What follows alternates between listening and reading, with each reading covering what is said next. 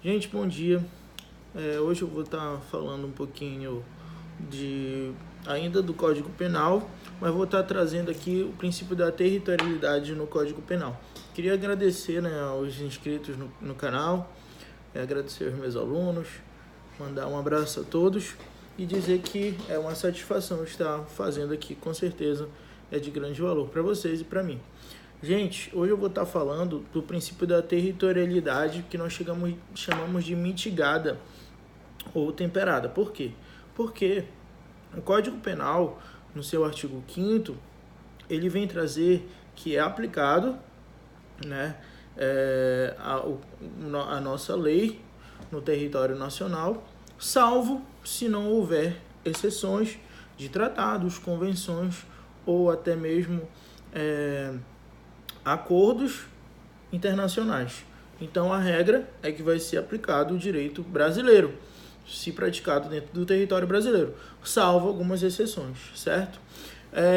Queria trazer então para vocês aqui o artigo 5º, que diz assim: aplica-se a lei brasileira sem prejuízo de convenções, tratados e regras de direito internacional ao crime cometido no território nacional. Então é o que eu acabei de falar para vocês, tá?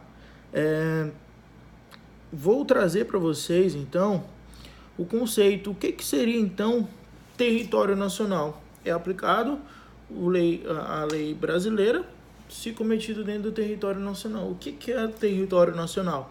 O território nacional ele é englobado por duas coisas: o espaço físico do território, tá?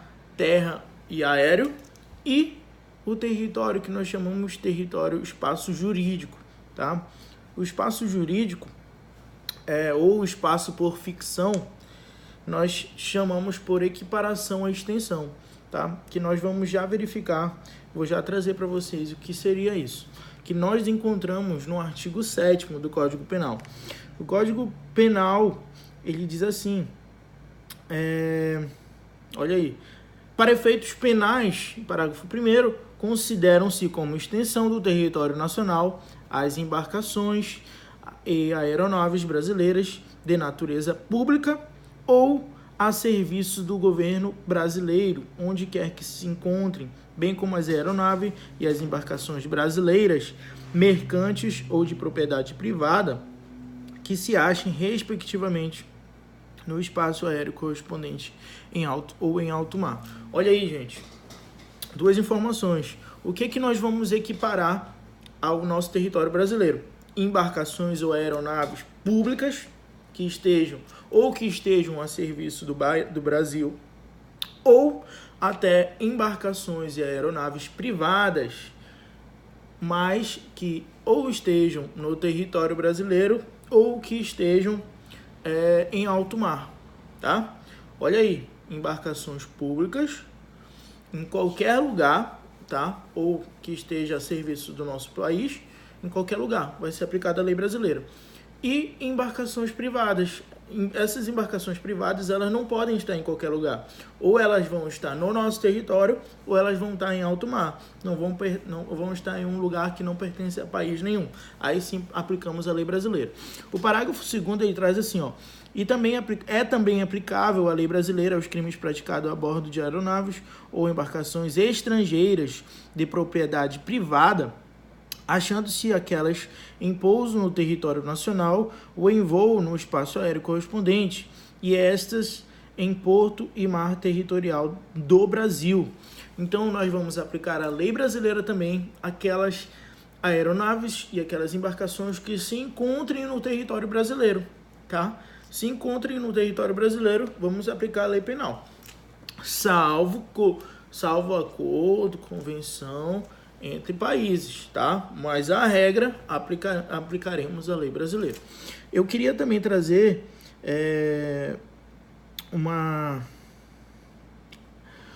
observação. Lembramos, a regra é essa, tá? Mas temos também que salientar que nós chamamos de passagem inocente, que é o seguinte: aquelas aeronaves ou embarcações que estão somente de passagem, não pararam no nosso território, nós não aplicaremos o nosso Código Penal, tá? Aquelas que não forem embarcar ou parar de nenhum jeito, só estiverem de passagem, nós chamamos de passagem inocente. Então vai ser aplicado a lei do país, do estrangeiro, enfim, qualquer uma menos a nossa, tá? Essa é uma observação importante, porque a regra é tá no território brasileiro, vamos aplicar, mas passagem inocente, aquela que não vai parar, nós não aplicamos, tá bom? Então, lembrando, aeronaves e embarcações públicas, em qualquer lugar vamos aplicar, e privadas, embarcações ou aeronaves privadas, se estiverem no nosso território ou em alto mar, certo? Gostaria de trazer para vocês também a informação do artigo 7º,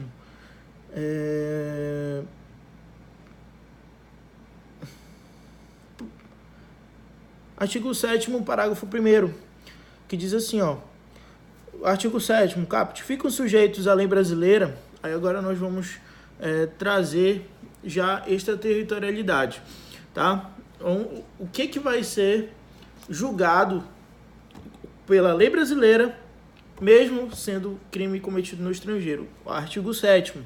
Ficam sujeitos à lei brasileira, embora cometidos no estrangeiro. Inciso 1. O inciso 1 nós chamamos de incondicionadas. Independente se for condenado ou absolvido no estrangeiro, ou se for julgado ou não, nós vamos julgar novamente aqui e vai haver a aplicação da lei penal, que é o seguinte: nos crimes contra a vida ou a liberdade do nosso presidente da República, independente, nós vamos aplicar a lei brasileira, tá? É incondicionada, não tem condição nenhuma. Por que eu digo isso? Porque o inciso 2 ele vem trazer alguns requisitos para aplicação, mas eles vão ser condicionados, tá? Letra B, contra o patrimônio ou a fé pública da União, do Distrito Federal, de Estado, de território, de município, de empresa pública, de sociedade de economia mista, autarquia ou fundação instituída pelo poder público. Então, gente, primeiro, contra a liberdade ou a vida do presidente da República. Segundo, contra patrimônio público, contra a União, contra as nossas unidades, município, enfim, nossas entidades, até sociedade econômica, né? Nossa administração pública direta e indireta, fazendo um resumo. Letra C, contra a administração pública por quem está a seu serviço.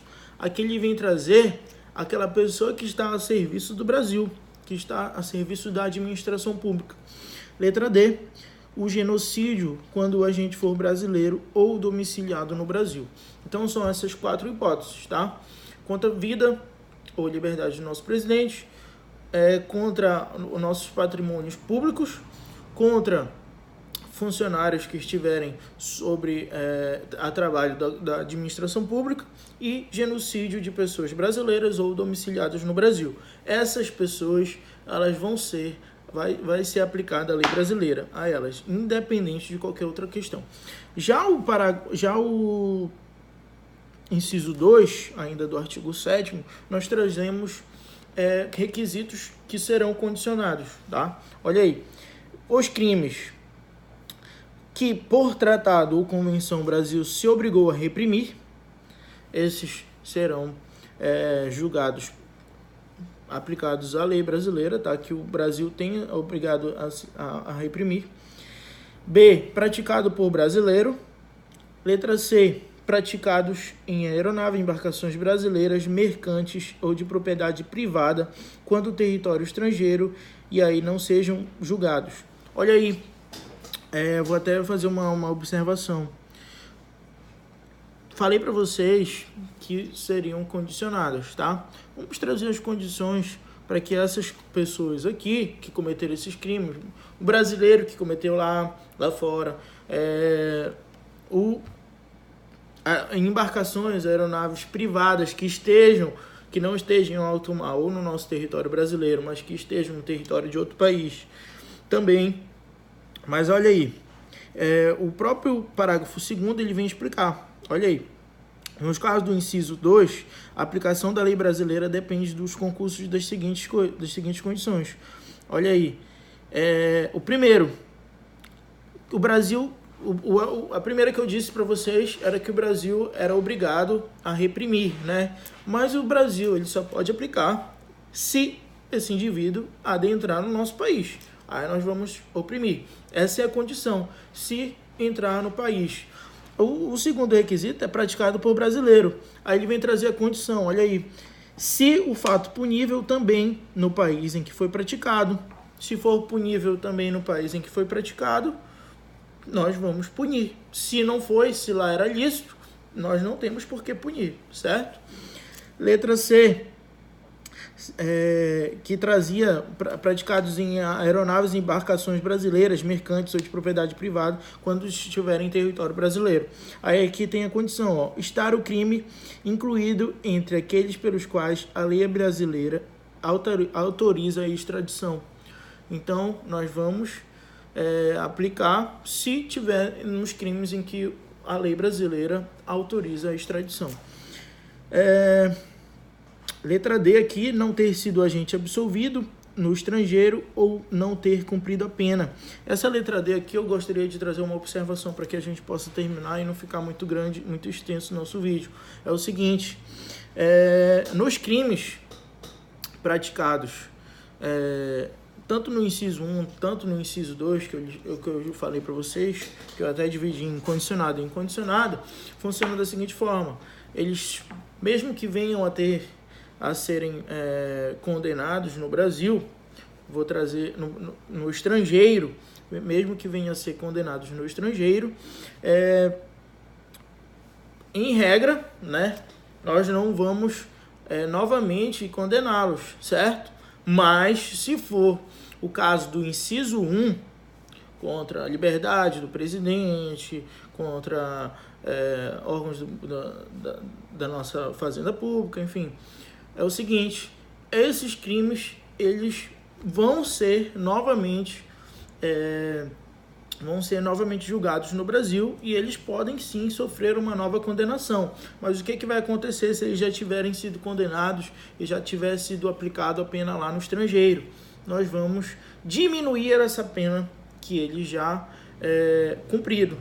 A pena cumprida no estrangeiro ela vai ser reduzida aqui. Então, se o indivíduo cometeu um homicídio no estrangeiro, nos Estados Unidos, foi condenado a 8 anos, aqui vem para o Brasil e nós julgamos novamente, ele é condenado a 20 anos, aí ele vai pagar apenas 12 anos de pena, tá? Vamos reduzir esses 8 anos que ele já cumpriu.